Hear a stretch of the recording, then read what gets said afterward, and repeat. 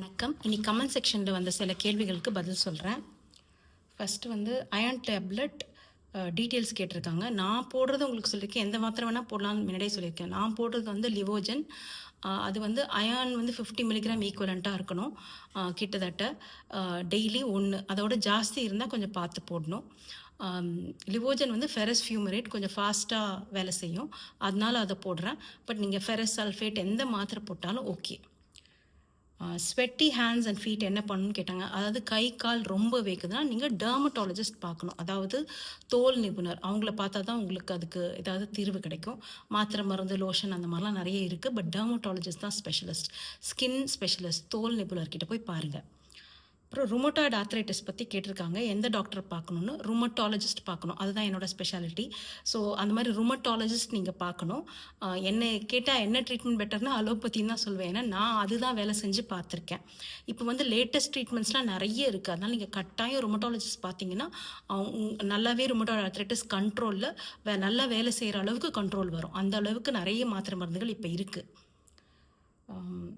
Iron வந்து 2 மாதம் தான் எங்கள் டாக்டர் போட சொல்லியிருக்காங்க. அதுக்கு மேலே போடலாமான்னு கேட்டிருக்கீங்க.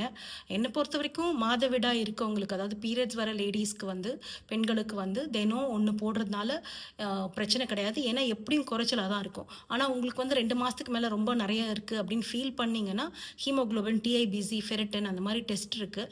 அயர்ன் சத்து எவ்வளோ இருக்குன்னு உடம்புல வேணால் டெஸ்ட் எடுத்துக்கோங்க. ஆனால் என்னை பொறுத்த வரைக்கும் 2 மாதத்தோட நிறுத்த தேவையில்லை. உங்களுக்கு பீரியட்ஸ் வருதுன்னா அந்த ஏஜ் குரூப்பில் இருந்தீங்கன்னா நீங்கள் தினம் 1 தாராளமாக போடலாம். வேணா 50 மில்லிகிராமாக போடுங்க, 100 இல்லாமல் அயர்ன். அப்புறம் பில்லோ இல்லாமல் படுத்தா ஃப்ளாட்டாக ஃபேஸ் வீங்குமா, மெமரி லாஸ் வருமானு கேட்டுக்காங்க. யாருங்க இந்த மாதிரிலாம் உங்களுக்கு கதை கட்டினது?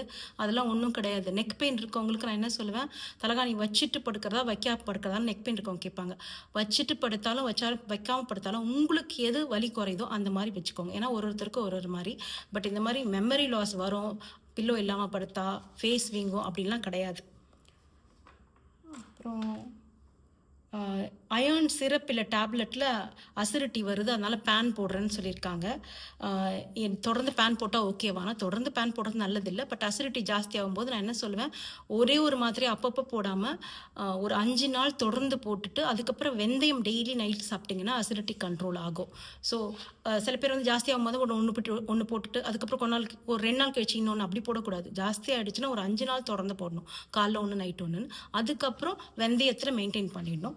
அயர்ன் சிரப் இல்லை டேப்லெட் உங்களுக்கு அசிடிட்டி வருதுன்னா குறைச்சலாக கொடுத்து பாருங்கள். அப்படியே முடியலன்னா இன்ஜெக்ஷனாக கூட போடலாம். வணக்கம்.